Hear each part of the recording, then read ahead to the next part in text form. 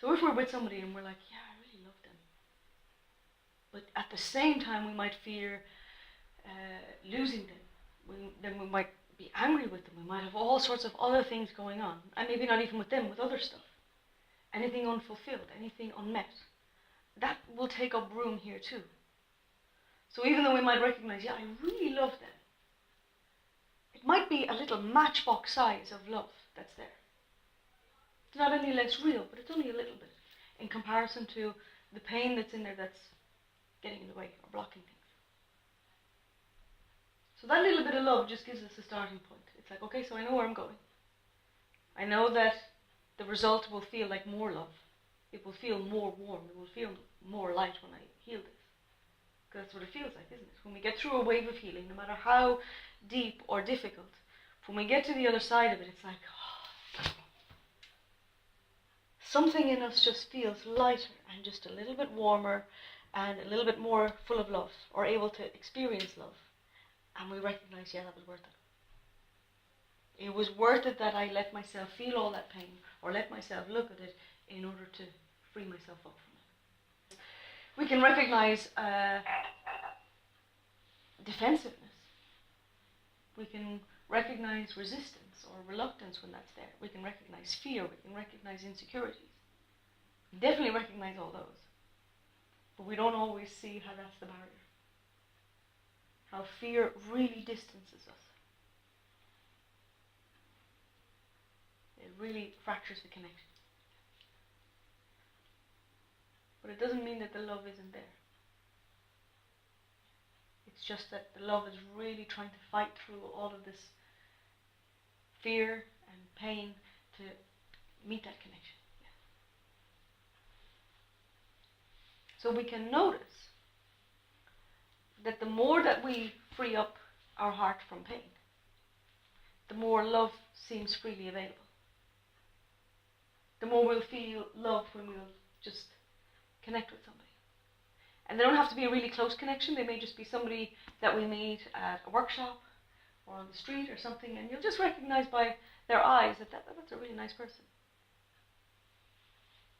Because we have our ability to trust becomes a little bit stronger when love is at play. Fear won't let us trust anything.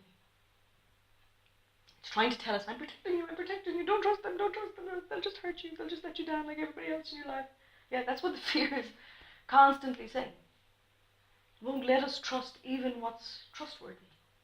But when we start wanting to heal that, we're starting at a point of, in a way, questioning or wondering, is there anything different about me now that can handle things that child me couldn't handle, or teenage me couldn't handle, or 20-something-year-old me couldn't handle?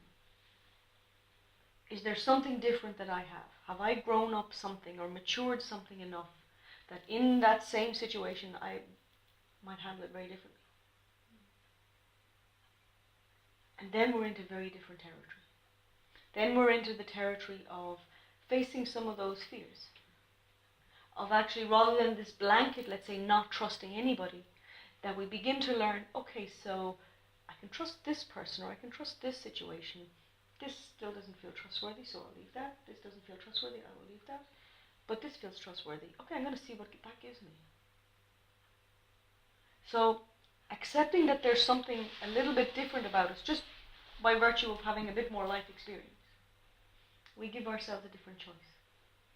We're not caught in that pattern that's so defensive and it's so survival based, and it was necessary, but it's maybe not as necessary now as it was back then. So that's the opportunity that we give ourselves to kind of review that. But when we heal that part, when we know that this is not my insecurity, this is not fear-based, but it's evidence-based, then it's a different situation. Then we're free to make a decision that, okay, so I am a trusting person, because I know that I'm able to trust people based on my open-heartedness, and I'm not carrying any pain of insecurities like this. So in a situation with somebody that we realize, oh, something is shown up that I no longer trust this, you're free to make the adjustment. We're free to decide, okay, I might pull back from that relationship or friendship or colleague, or whatever it is. Yeah, where we feel something's changed here, and so we need to reassess. So as I'm speaking about it, it kind of looks like that one side is quite a fixed reaction. When it's insecurity based, it's a sort of a rigid, fixed reaction of I don't trust you, and that's the end of it. When we're starting from a point of trust, and then something changes, then there's a flexibility. It's like, okay, I may give another chance here and see what happens. Or I may decide, okay, no, we're done. Trust is broken.